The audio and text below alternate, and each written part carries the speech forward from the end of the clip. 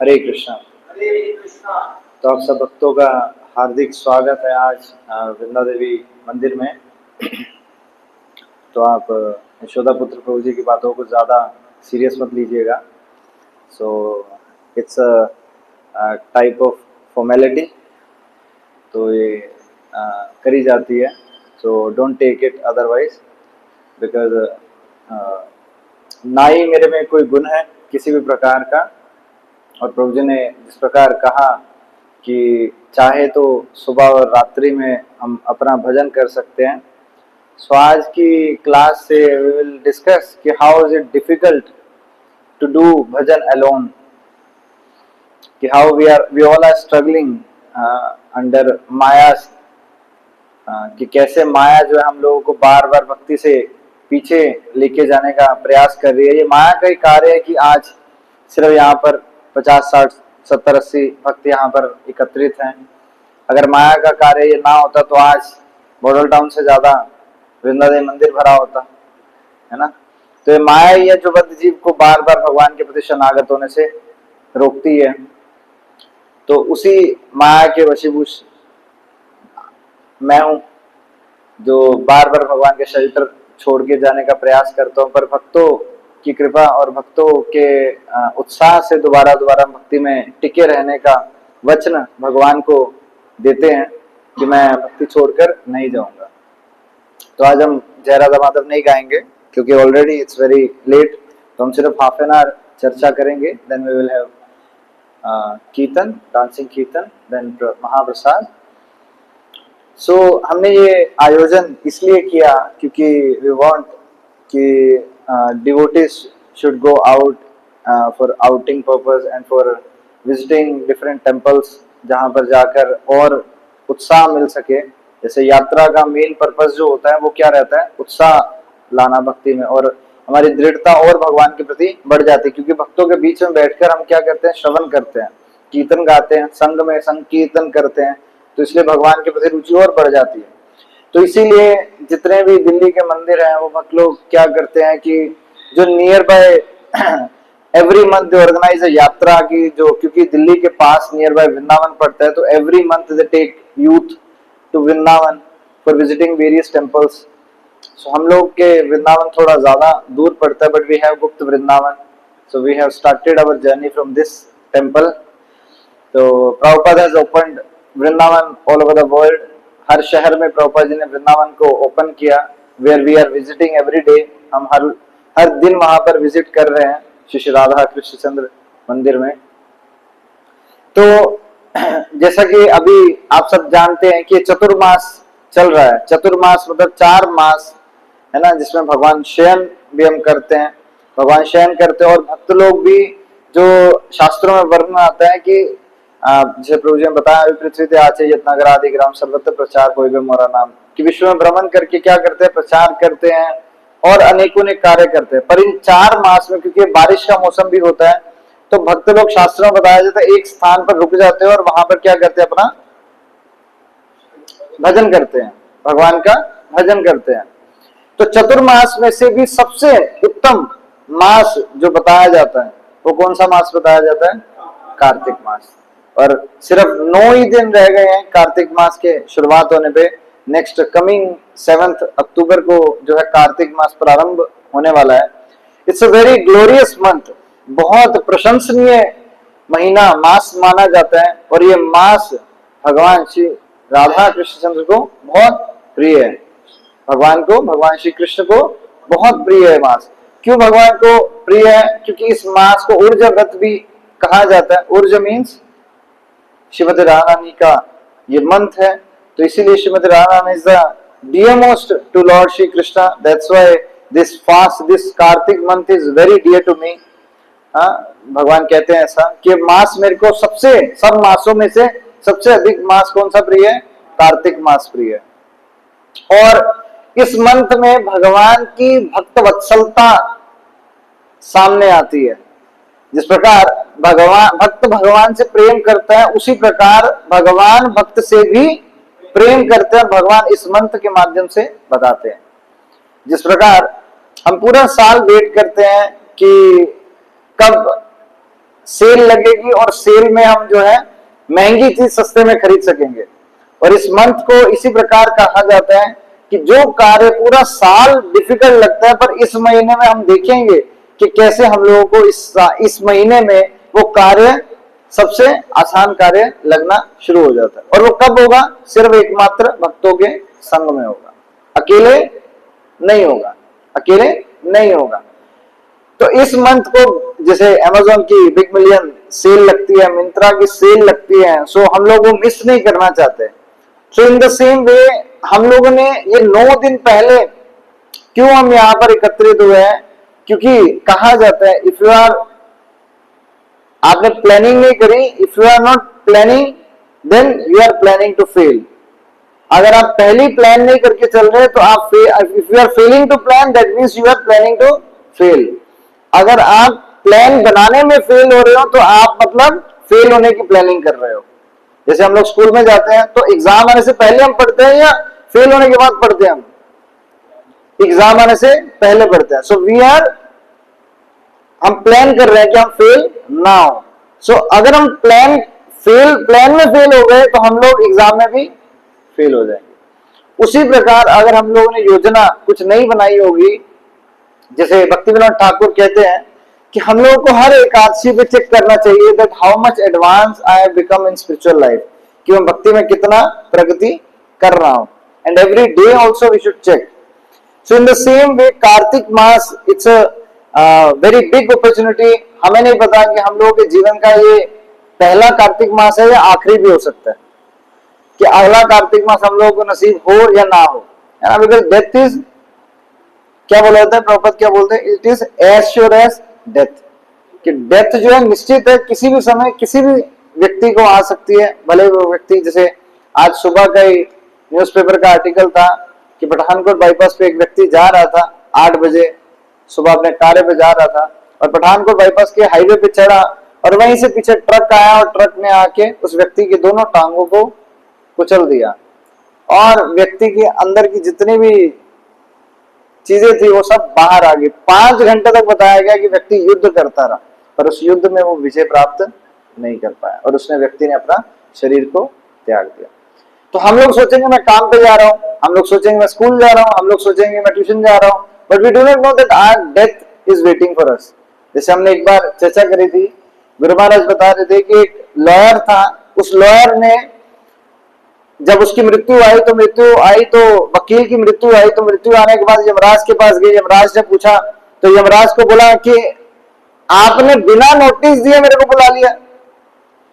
हम लोग किसी को कोई सजा सुनाते हैं तो उससे पहले उसको नोटिस भेजा जाता है। जैसे मान लीजिए कारपोरेशन वाले आते हैं तो एकदम से सब कुछ तोड़ फोड़ करने लग पड़े तो क्या बोलेंगे, व्यक्ति क्या बोलेगा, आप लोगों को भाई साहब कम से कम नोटिस देना चाहिए था, नोटिस देते तो हम लोग शायद इस चीज पे कर लेते। तो यमराज बोले अच्छा मैंने कोई नोटिस नहीं दिया। बोले कोई नोटिस नहीं मिला मेरे को। बोले एक बात बताओ तुम्हारी आयु कितनी है? बोले 70 साल। बोले पहले तुम ऐसे लगते थे जैसे अभी लग रहे हो? बोले नहीं। बोले पहले तुम्हारे सफेद बाल थे या हेडशेव था? तो काले बाल थे या हेडशेव था? बोले काले घने बाल थे।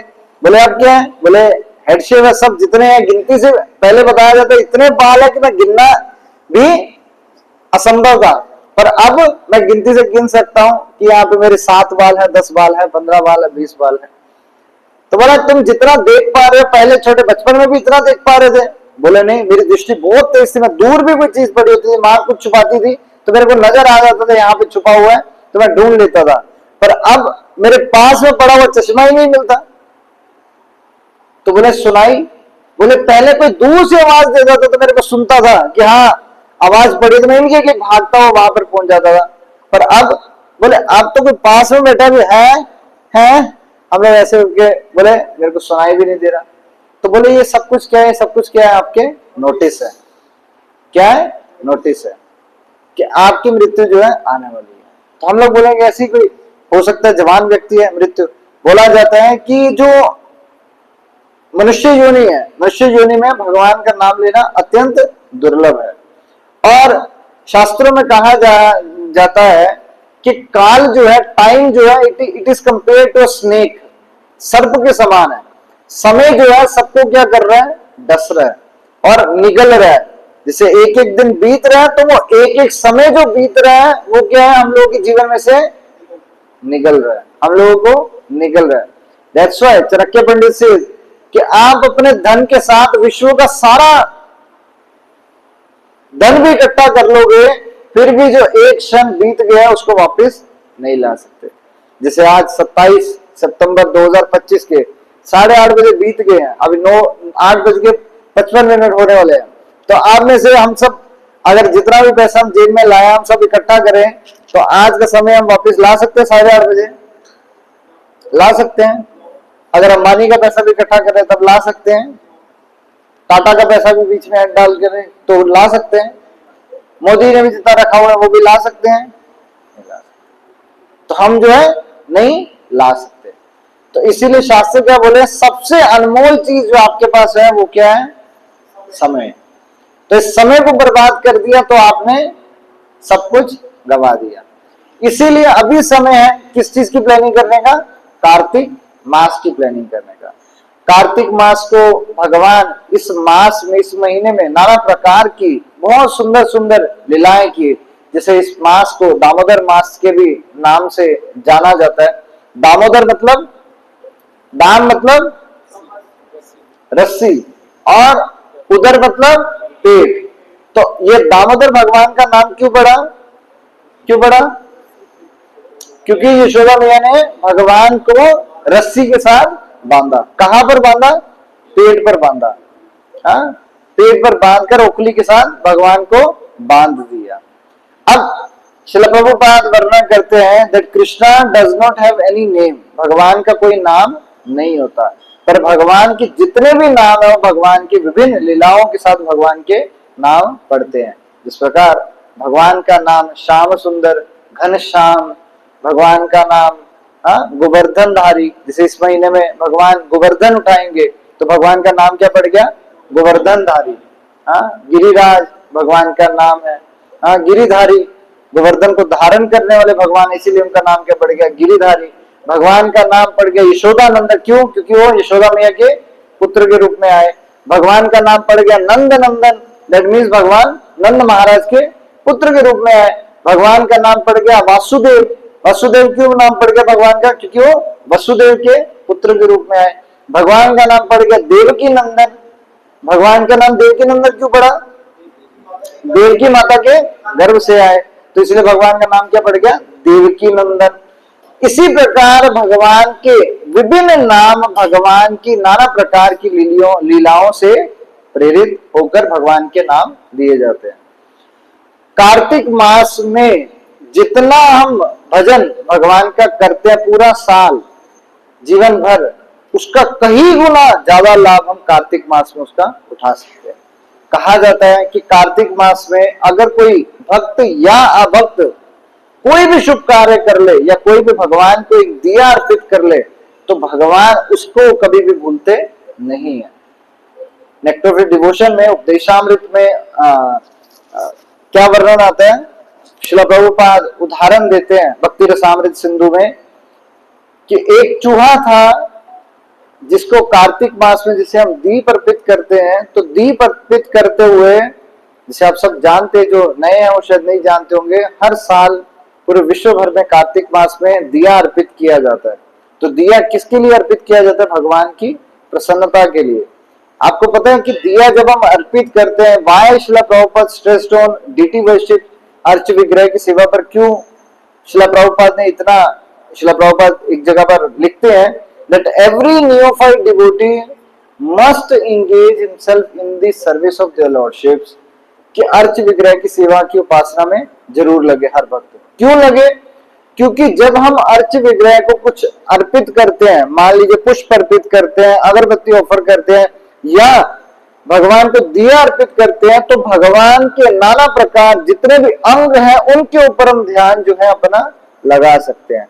तो अमरीश महाराज क्या बोले कि हम लोगों को ध्यान कहां लगाना चाहिए? भगवान के विभिन्न अंगों पर ध्यान लगाना चाहिए।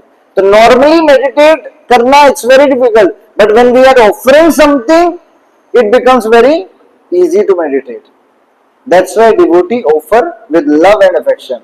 और भगवान स्वयं भगवत गीता में क्या बोलते हैं, पत्रम पुष्पम फलम तोयम, कि मेरे को पत्ता अर्पित करो, मेरे को फूल अर्पित करो और मेरे को पुष्प या पानी ऑफर करोगे, आई विल एक्सेप्ट इट। तो जब भक्त विनम्र भाव से भगवान को दिया अर्पित करता है तो भगवान क्या करते हैं, उसको एक्सेप्ट करते हैं। और ऐसे ही एक्सेप्ट करे हुए घी के दिए को जब एक चूहा जो भगवान के ऑल्टर के अंदर, जैसे ऑल्टर है, एक चूहा वहां पे भ्रमण कर रहा था, तो एक भक्त ने दिया अर्पित किया और दिया अर्पित करने के बाद वहां पे रख दिया और चूहा आया और चूहे ने उस घी को पी लिया, घी को पी लिया। और बताया जाता है घी को पीकर, क्योंकि घी जो था वो क्या था, गर्म था, तो गर्म घी को पीकर चूहा जो है इधर से उधर, उधर से इधर भागने लग पड़ा। तो ये देखकर वहीं पर उसकी मृत्यु हो गई। क्यों? क्योंकि गर्म घी को उसने पी लिया था। पर बताया जाता है वहीं से वैकुंठ लोक से विमान आया और उस चूहे को भगवत धाम की प्राप्ति होगी। क्यों? एकमात्र भगवान को ऐसा लगा कि भक्त जो है मेरे आगे नृत्य करते हुए दीप अर्पित कर रहा है, तो भगवान ने उनको अपने धाम में वास दे दिया। इतना लाभ कार्तिक मास का बताया जाता है। और इस रूप गोस्वामी वर्णन करते हैं कि हमें इस कार्तिक मास में तपस्या करनी चाहिए। बट अगर हम बॉडी की तपस्या करेंगे, that is not all in all. अगर हम सोचेंगे शरीर की तपस्या करके, मैं नाना प्रकार के उपवास रख के, जैसे बेसिक उपवास हर वक्त को, भले वो ब्रह्मचारी आश्रम में है, गृहस्थ आश्रम में है या वानप्रस्थ सन्यासी है, एवरीवन शुड फॉलो द ब्रह्मचार्य व्रत इन दिस कार्तिक मास में। ब्रह्मचर्य का पालन सब भक्तों को करना चाहिए। और बताया जाता है कि जब हम भगवान के सामने कभी कभार हम लोग बहुत उत्साह पूर्वक पहले वचन दे देते हैं, that I will follow this austerity, मैं इस प्रकार की तपस्या करूंगा। पर क्या देखा जाता है, कभी कभार हम 3-4 दिन 5 दिन करने के बाद हम थक जाते हैं, तो फिर उसके बाद हम अपना व्रत जो है तोड़ देते हैं। पर ऐसा नहीं, जितना भी थोड़ी बहुत ऑस्टेरिटी, जितनी भी थोड़ी बहुत तपस्या हम कर पाए, उतना भगवान के आगे प्रण लेना चाहिए और उसको पूरा नियमित रूप से पालन करने का प्रयास करना चाहिए। और क्या बताया जाता है कि कार्तिक मास में स्वाध्याय, रूप गोस्वामी वर्णन करते हैं कि हमें भगवान के ग्रंथों को पढ़ना चाहिए। भगवान के ग्रंथों को पढ़ने से क्या लाभ होगा, क्या लाभ होगा? जैसे असली तपस्या इस कार्तिक मास की जो बताई जाती है, वो ये बताई जाती है कि हम लोगों को भगवान के विषय में श्रवण और पठन की रुचि को जागृत करना चाहिए। जस्ट लाइक गुरु महाराज से the test of spiritual advancement, क्या भक्ति में कितना आगे बढ़ रहे हो, उसका टेस्ट क्या है, that how much eager you are hear, you want to hear about Krishna, कि दैट इज द क्वालिफिकेशन। आप देखना चाहते हो कि आप भक्ति में कितना आगे बढ़ रहे हो। द सिंपल टेस्ट इज कि मेरी भगवान के विषय में जानने की, भगवान के विषय में श्रवण करने की कितनी रुचि बढ़ रही है, that means I am advancing in spiritual life. If अगर वो रुचि कम हो रही है, दैट मीन्स कि I am not advancing in spiritual life, there is some fault in me, कि कहीं ना कहीं मेरी कोई ना कोई त्रुटि हो रही है, जिसके कारण भगवान के विषय में श्रवण की, कीर्तन की रुचि जो है बढ़ने की बजाय क्या हो रही है, कम हो रही है। दैट मीन्स मैं भक्ति में आगे नहीं बढ़ रहा, भक्ति में नीचे गिर रहा हूं। तो स्वाध्याय का लाभ क्या होगा, भगवान के विषय में पढ़ने, भगवान के विषय में जानने का लाभ क्या होगा? एक तो भगवान भगवत गीता में स्वयं बोले, जन्म कर्म चामे दिव्यम एवं यो वेति रक्तता त्यक्ता देहम पुनः जन्म नैति मामेति सो अर्जुना, कि जो मेरा जन्म और कर्म के विषय में जान लेता है वो दोबारा इस भौतिक जगत में नहीं आता, वो मेरे धाम को प्राप्त कर लेता है। इसका और बहुत सुंदर उदाहरण श्रीमद् भागवतम में दिया जाता है।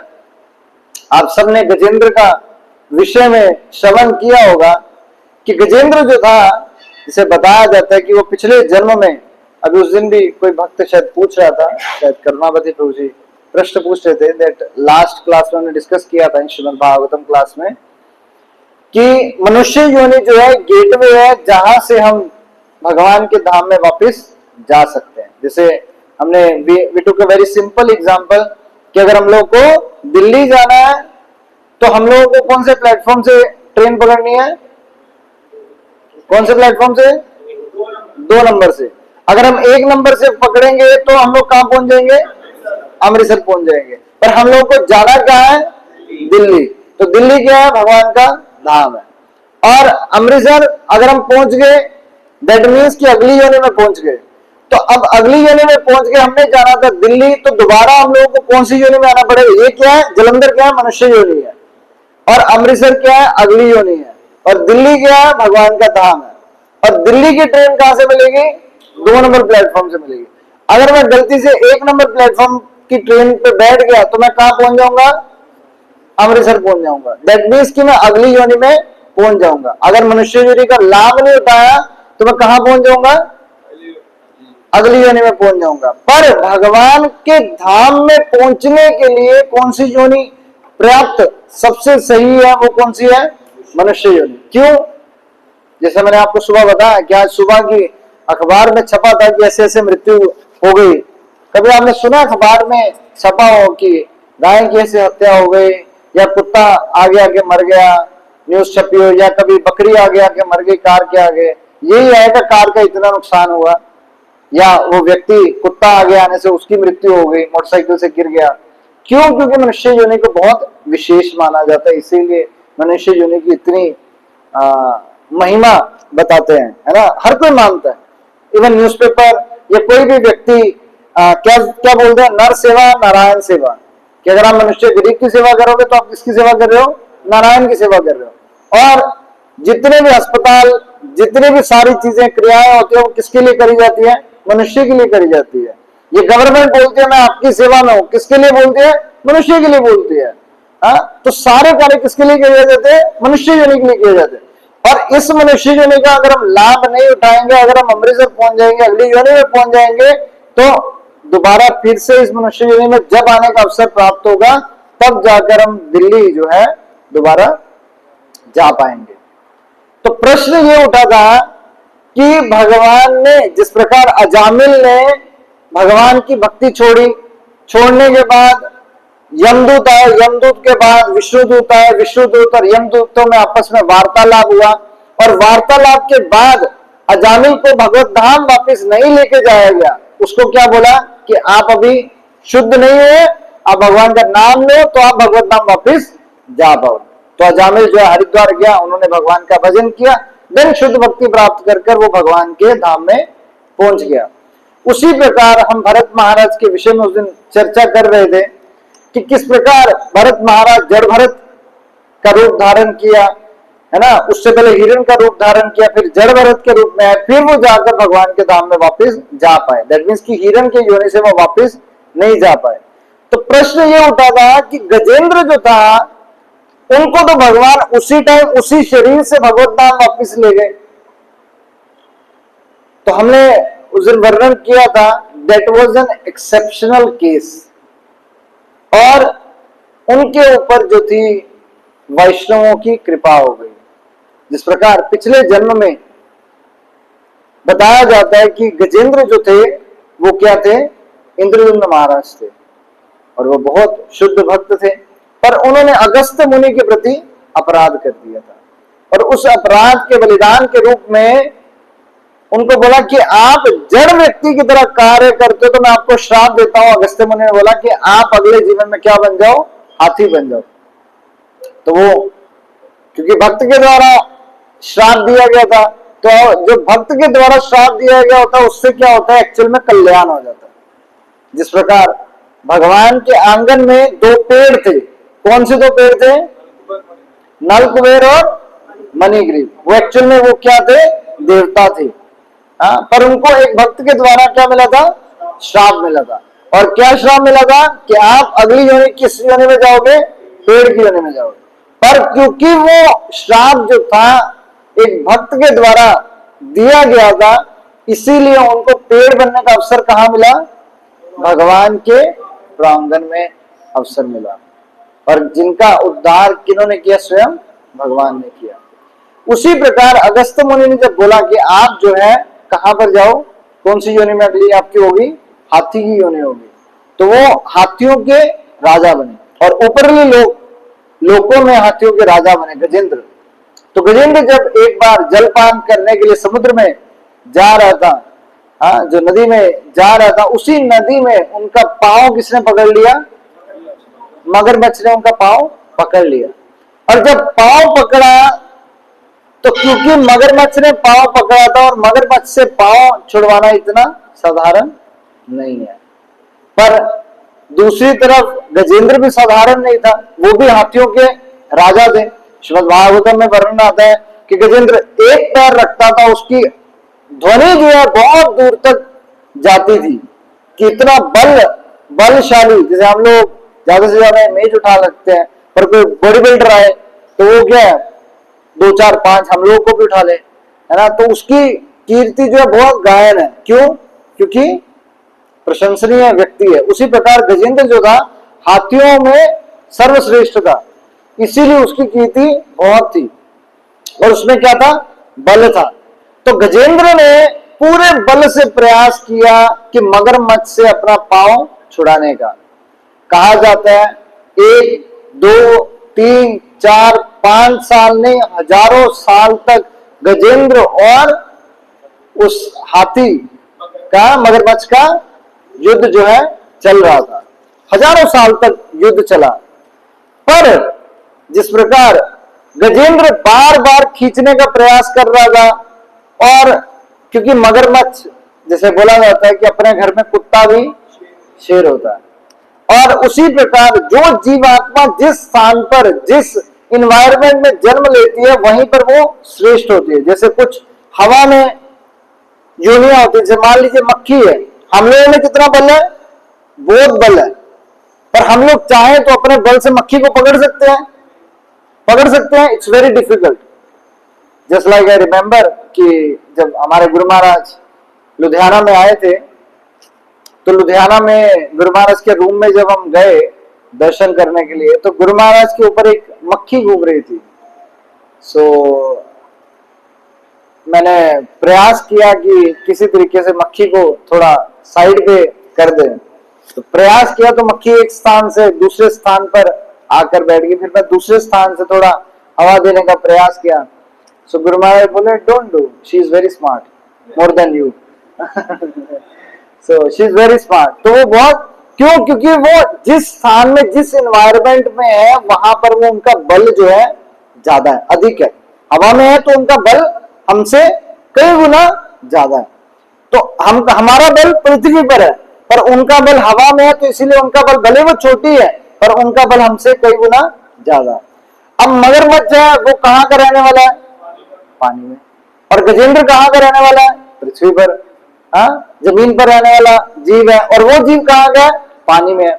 तो गजेंद्र ने उनको खींचने का प्रयास किया। कहां पर? बाहर आओ, मैं बताता हूं आपको। कहां पर? जल से बाहर आओगे तो मैं बताऊंगा। किनारे पर जैसे लेकर आता था, दोबारा से फिर से मगरमच्छ उनको खींच लेता था, गजेंद्र बीच में फिर से चला जाता था। और इसी प्रकार युद्ध जो है दोनों में चलता रहा। कितने समय के लिए? हजारों सालों के। अब इसमें बहुत सुंदर एक वैष्णव बताते हैं कि मगरमच्छ अपने स्थान पर था, इसीलिए वो बलशाली था। और गजेंद्र अगर अपने स्थान पर होता तो वो भी बलशाली होता। तो बताया जाता है अगर हम भक्तों के संग में रहेंगे तो माया से युद्ध करना बहुत आसान है, पर अगर हम कर्मी लोगों के समय में, कर्मी लोगों के बीच में आनंदित होकर, अभक्तों के बीच में आनंदित होकर उनको ही अपना मित्र मानकर रहेंगे तो माया हमको खींच जाएगी। इसीलिए जब चैतन्य महाप्रभु से एक प्रश्न पूछा गया कि गृहस्थ के लिए, एक वैष्णव के लिए क्या कोई शिक्षा है आप देना चाहते हैं, तो आप बताइए। तो चैतन्य महाप्रभु बोले, क्या बोले चैतन्य महाप्रभु? असत्संग त्याग ऐ वैष्णवाचार, कि अभक्तों का संग त्यागो, यही एक वैष्णव की पहचान है। That's why Guru Maharaj was asked one time कि Guru Maharaj you mention in your lecture many times, आप बहुत बार वर्णन करते हो कि हमें शुद्ध भक्तों का संग करना चाहिए, शुद्ध भक्तों का संग करना चाहिए। अगर हम भक्तों के समक्ष हर समय रहेंगे तो हम लोग अपने भौतिक कार्य कैसे कर पाएंगे? क्योंकि भौतिक कार्य तो सब लोग भौतिकवादियों के बीच में होते हैं। सो गुरु महाराज ने उत्तर में बोले कि आपको उनका संग उतना ही करना है जितना आपके व्यापार के लिए अनिवार्य है, जितना आपके कार्य, जितना आपकी जॉब, जितना आपका व्यापार करने के लिए अनिवार्य है, उनका ही उतना ही संग करना है। ये नहीं कि हमारे मित्र और हमारे व्यापारी जो है सब लोग दारू पीते हैं, रात को बैठकर मैं उनको प्रचार करने के लिए उस समय जाऊं जब वो दारू पी रहे हैं, तब दारू में दो चार बातें हमें भी सुनाएंगे और प्रेरित करके हम लोगों को भी कभी दारू पिला सकते हैं। समझे बात को? हाँ, तो वो तब हमारी परिस्थिति किस प्रकार हो गई, जिस प्रकार गजेंद्र की परिस्थिति थी कि वो पानी का राजा नहीं था। तो हम लोग माया से बहुत इजीली बच सकते हैं। कब बच सकते हैं? भक्तों के संग में। एक श्रील प्रभुपाद के बहुत वरिष्ठ शिष्य हिज होलीनेस विष्णुजन स्वामी महाराज का एक टेप रिकॉर्डिंग है, इट्स वेरी ब्यूटीफुल, जिसमें बहुत सुंदर वर्णन करते हैं that when we are out of, जब हम भक्तों के संग से बाहर है तो हमारी आंखें 100 जगह पर घूम सकती है, 100 जगह पर घूम सकती है। हाँ, बट जब हम भक्तों के संग में है, आंखें इधर भी जाने लगे या उधर जाए, immediately we remind ourselves that I am in the association of devotees. हम भक्तों के संग में है, तो माया चाह कर भी हम लोगों को भक्तों के संग में अपना प्रभाव नहीं दिखा पाएगी। पर अगर हम भक्तों के संग से दूर जाने का प्रयास करेंगे तो माया क्या करेगी, हम लोगों को बहुत सारे प्रलोभन देगी और क्या बोलेगी कि आपको कृष्ण भक्ति करने की आवश्यकता ही क्या है, और फलस्वरूप क्या होगा, हम लोग इस बहुत सुंदर कृष्ण भक्ति को त्याग देंगे। कृष्ण भक्ति इतनी महत्वपूर्ण बताई जाती है, जैसे हम आज वृंदादेवी मंदिर में बैठे हैं, नॉर्मली बहुत भजन साधन, बहुत सारी चीजें करने से पाप को, कर्मों को त्यागना और पाप के कर्मों को छोड़ना बहुत मुश्किल बताया जाता है। जैसे शास्त्रों में रूप गोस्वामी वर्णन करते हैं उपदेशामृत में, ये प्रश्न सुखदेव गोस्वामी से परीक्षित महाराज पूछे कि अगर व्यक्ति भक्ति करने पर भी पाप के कार्य बार बार करता है, भक्त मंदिर में आता है तो भक्त बन जाता है, बाहर जाता है तो भक्ति छोड़कर पाप के कार्य में लग जाता है, ये तो उसी प्रकार हुआ कि जिस प्रकार एक हाथी जो है बहुत सुंदर नदी में स्नान लेता है, बाहर आकर सारी मिट्टी अपने शरीर पर लगा देता है, तो ऐसी तपस्या का क्या ही लाभ होगा? हाँ? सही प्रश्न किए परीक्षित महाराज, समझ लगा प्रश्न? परीक्षित महाराज प्रश्न किए कि जिस प्रकार हम पाप के कार्य को त्याग कर पुण्य के कार्य किए और पुण्य के कार्य करने के बाद फिर से दोबारा पाप के कार्य किए, तो ऐसे पुण्य के कार्य करने का क्या ही लाभ होगा जब हम पाप के कार्य को दोबारा से अपने शरीर पर लपेट लिए। या उसी प्रकार परीक्षित महाराज बोले, जिस प्रकार एक हाथी जो बहुत सुंदर नदी में स्नान लेता है और बाहर आकर फिर से पूरी मिट्टी अपने शरीर पर लगा लेता है, उसी समान है। तो उत्तर में परीक्षित महाराज को सुखदेव गोस्वामी बोले that your question is very right, you have asked very nice question, आपने बहुत सुंदर प्रश्न पूछा है, ये बिल्कुल सही है कि ऐसे पाप के कार्य त्यागने का कोई भी लाभ नहीं होगा। पर प्रश्न ये आता है, जब हम भक्ति करते हैं ये इच्छा हम लोगों के अंदर खत्म नहीं होती, तो बताया जाता है कि जब हम दृढ़ता पूर्वक भक्ति की विधियों का, नाना प्रकार की विधियों का पालन करते रहेंगे और भगवान श्री हरि के विषय में श्रवण करते रहेंगे और श्रीमती तुलसी महारानी का शेल्टर लेते रहेंगे, तब हम इन सब पाप के कार्यों और इनके परिणाम से भी मुक्त हो सकते हैं। जैसे हम रोज सुबह मंगला आरती के बाद तुलसी आरती करते हैं, और तुलसी आरती में हम क्या बोलते हैं, यानी कानी चापा पानी ब्रह्म हत्याधिकानी च तानी तानी प्रणक्षन्ति प्रदक्षिण पदे पदे, यानी कानी चापा पानी ब्रह्मा हत्याधिकानी च, कि आपकी परिक्रमा करने से ब्रह्मा तक, ब्रह्मा मतलब ब्राह्मण तक की हत्या का पाप जो है व्यक्ति उससे भी मुक्त हो जाता है। देखिए ऐसा लाभ भौतिक जगत में कभी हो सकता है? किसी की परिक्रमा करने से बिना कुछ दिए ही हमको बहुत कुछ मिल जाता है। तो ये भगवान श्री कृष्ण की भक्ति का लाभ। तो गजेंद्र जो है उस समय सही अनुकूल स्थिति में नहीं थे, इसीलिए वो फंस गए। तो हम लोग आज भक्तों के संग में रहेंगे तो माया आएगी भी, फिर भी हम लोगों को बिना छुए चले जाएगी। पर अगर हम भक्तों का त्याग करके भक्तों के बीच में भागते जाएंगे, भागते जाएंगे, भागते जाएंगे, तो कृष्ण भक्ति को हाथ से दबा लेंगे। इसीलिए युधिष्ठिर महाराज से प्रश्न जब पूछा यमराज ने, तो प्रश्न पूछा एक भक्त के लिए सबसे बड़ी दुखमय स्थिति कौन सी है? तो बोले भक्तों के संग से दूर होना सबसे बड़ी दुखमय स्थिति है।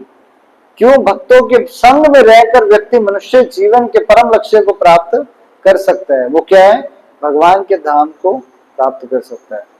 और भक्तों के संग में नहीं है, ना भगवान के विषय में श्रवण करेंगे, ना भक्ति की महिमा के विषय में श्रवण करेंगे, तो अल्टीमेटली हम लोग भौतिक जगत के प्रति शरणागत होते रहेंगे। श्रील प्रभुपाद जब पाश्चात्य देश में, जब रशिया में 4 दिन के लिए गए, तो श्रील प्रभुपाद वहां पर जिस व्यक्ति से, प्रोफेसर था, उनसे मिले। उनसे मिलने के उपरांत प्रभुपाद बोले, आप में और हम में दोनों में एक ही चीज का अंतर है। आप में और हम में एक ही चीज सामान्य और एक ही चीज का अंतर है। प्रभुपाद बोले, सामान्य ये है कि हम लोग भी एक अथॉरिटी को मान रहे हैं, आप लोग भी एक अथॉरिटी को मान रहे हो। अथॉरिटी समझते हैं हम सब? अथॉरिटी को हिंदी में क्या बोलेंगे? आप भी किसी का शासक मान रहे हो, हम भी किसी का शासक मान रहे हैं। जैसे मान लीजिए एक तरफ बीजेपी सरकार है, दूसरी तरफ दूसरी सरकार है, तो बीजेपी को मानने वाले बीजेपी की मानते हैं, दूसरे मानने वाले दूसरे की मानते हैं, पर मान दोनों किसी न किसी की रहे हैं। तो प्रभुपाद जब रशिया में गए तो रशिया में बोले कि आप में और हम में सामान्य क्या है कि हम लोग दोनों किसी न किसी शासन को मान रहे हैं, पर अंतर क्या है? आप किसी जीवात्मा को मान रहे हो, हम लोग परमात्मा भगवान श्री कृष्ण की बातों को मान रहे हैं, इसीलिए हमारा जीवन का कल्याण हो सकता है। मानना तो पड़ेगा ही पड़ेगा, किसी ना किसी की तो हम मानेंगे ही मानेंगे। कोई ऐसा व्यक्ति नहीं है जो बोलता है मैं किसी की नहीं मानता। वो हो सकता है अपनी मानता, वो हो सकता है किसी किताब की मानता हो, वो हो सकता है किसी मोटिवेशनल स्पीकर की मानता हो, वो हो सकता है अपने माता पिता की मानता हो, वो हो सकता है स्कूल की मानता हो, वो हो सकता है किसी राजा की मानता हो, पर हर कोई व्यक्ति किसी ना किसी के दिखाए हुए रास्ते पर चलता अवश्य। पर प्रभुपाद बोले हम लोग भगवान श्री कृष्ण के दिखाए हुए रास्ते पर चल रहे हैं। तो गजेंद्र ने देखा, जब भगवान, गजेंद्र का लाभ क्या था कि वो पिछले जन्म में भगवान का भक्त था। उसी प्रकार कहा जाता है कि बाल्यावस्था में बच्चा अगर बाल्यावस्था में ही भगवान के प्रति प्रणाम करना, भगवान की स्तुतियां गाना, जैसे भगवान की स्तुतियां गाने के पर बहुत बल दिया जाता है कि जब हम भगवान का दर्शन करने के लिए आते हैं तो हम लोग को नहीं पता रहता कि क्या स्तुतियां गानी चाहिए। तो इसीलिए शुद्ध भक्तों ने के द्वारा जो गाई गई स्तुतियां हैं, हम लोग को उसका गान करना चाहिए। जिस प्रकार कुंती महारानी की जो प्रार्थना है भगवान के लिए, बहुत सुंदर प्रार्थना है, और प्रहलाद महाराज की जो प्रार्थना है भगवान के लिए बहुत सुंदर प्रार्थना है, ध्रुव महाराज की जो प्रार्थना है भगवान के लिए बहुत सुंदर प्रार्थना है। तो हम लोगों को क्या करना चाहिए? अपने भाव को छोड़कर वैष्णव आचार्यों के भाव को अनुकूल अपने जीवन में उतारने का प्रयास करना चाहिए। इसका बहुत सुंदर उदाहरण आते हैं गौर किशोरदास बाबा जी महाराज। That it is said that Gaur Kishoredas Babaji Maharaj used to sing the songs written by Narottam Das Thakur, कि जो नरोत्तम दास ठाकुर ने भजन लिखे थे, गौर किशोरदास बाबाजी महाराज used to sing those bhajan. That's why Srila Prabhupada से that नरोत्तम दास ठाकुर के जो भजन है वो भजन है, वो एक्चुअल में शास्त्र है। तो अगर हम उन भजनों को गाएंगे, भगवान उस भजन से प्रसन्न हो जाते हैं। जिस प्रकार ये दामोदर मास है, इस दामोदर मास में हम किनके द्वारा गाया गया भजन हम गाते हैं? सत्यव्रत मुनि के द्वारा। और सत्यव्रत मुनि ने किनको गाया था? नारद मुनि को, शौनकादि ऋषियों को गाया था। और वो भजन भगवान को अति प्रिय है। और हर मंदिर में, हमारे कृष्ण भावनामृत संघ मंदिर में आज के समय सत्यव्रत मुनि के द्वारा जो दामोदर अष्टकम गाया जाता है, अष्टकम मतलब 8 प्रेयर्स, नमामीश्वरम सच्चिदानंद रूपा लसत कुंडलम गोकुले ब्रजमाना। तो ये 8 प्रेयर्स हैं जो सत्यव्रत मुनि ने किनकी स्तुतियां गाते हुए लिखी, परम भगवान की लिखी। और भगवान को इतनी प्रिय, इतनी प्रिय, इतनी प्रिय कि आज पूरे विश्व भर के मंदिर में गाई जा रही है। और ना ही मंदिरों में अनेकों अनेक देवी देवता इसका गुणगान करते हैं। नारद मुनि को स्वयं सत्यव्रत मुनि ये सुना रहे हैं इस जो लिखी हुई भगवान के लिए अष्टकम है। जिस प्रकार आप सब जानते हैं, उसमें प्रेयर है जो हम सुबह दर्शन आरती में गाते हैं, गोविंदम आदि पुरुषम तम हम भज वेणु क्वान्वंतम अरविंदादलायताक्षा अरविंद दरिता। तो और ये प्रेयर जो गाई, तो शिला प्रभुपाद जी ने, आप सब जानते हैं कि यमुना माता जी ने that Krishna loves your voice so much that without hearing your voice Krishna does not open his door, कि भगवान अपना कपाट भी खोलते नहीं है। आपकी ध्वनि सुनती है तो भगवान अपना दर्शन सब भक्तों को देते हैं। तो भगवान का दर्शन हम कर नहीं सकते, भगवान का दर्शन करवाया जा सकता है। किनके द्वारा? शुद्ध भक्तों के द्वारा। हम लोग अपने बल से जितना मर्जी, Srila Prabhupada in clear statement he has mention कि हम लोग भगवान के विग्रह के लिए इतना कुछ करने का प्रयास कर रहे हैं, but how we will get to know कि भगवान ने वो उस चीज से प्रसन्न है कि नहीं है।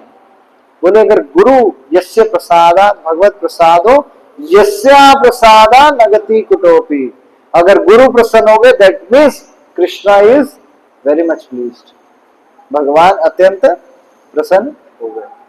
तो गजेंद्र ने पिछले जन्म में जो भक्ति करी, उसी प्रकार हम जो बाल्य लीला या अलग अलग स्तुतियां गाकर भगवान की भक्ति करते हैं, तो भगवान भगवत गीता में क्या बोलते हैं, भले आप शुद्ध भक्ति को नहीं भी प्राप्त कर पाओगे, अगला जन्म आपका वहीं से होगा जहां पर आपने भक्ति को त्यागा था।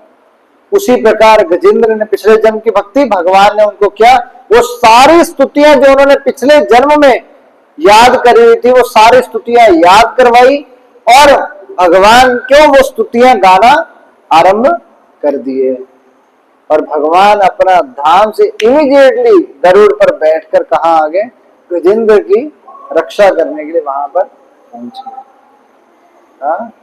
भगवान वहां पर पहुंच गए और गजेंद्र के पास तो कुछ भी नहीं था ऑफर करने के लिए।